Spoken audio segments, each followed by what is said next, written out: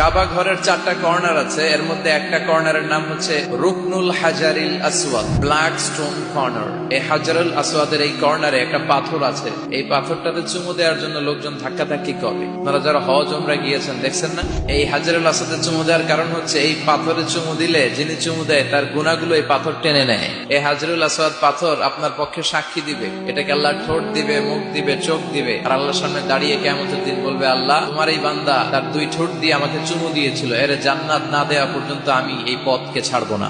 হাজরুল আসওয়াদের corner আর কাবা ঘরের দরজা এর মাঝখানে একটা জায়গা আছে, এই জায়গাটার নাম মুলতাজাম। এই জায়গাটাতে লেগে থেকে দোয়া চাওয়া, দোয়া করাটা সুন্নাহ। এই মুলতাজামে দাঁড়িয়ে হাত লাগিয়ে বুক লাগিয়ে দোয়া করলে এই দোয়া আল্লাহ ফিরিয়ে দেয়। এই দোয়াটা কবুল করে নেয় কে? সাহাবারা এটা করতেন। কিন্তু এই মুলতাজামে তো সহজে জায়গা পাওয়া যায় না, লক্ষ লক্ষ হাজী সাহেব মুতামিরুন উমরাকারীরা ধাক্কাধাক্কি করে ওই জায়গায়। তো এক ইমাম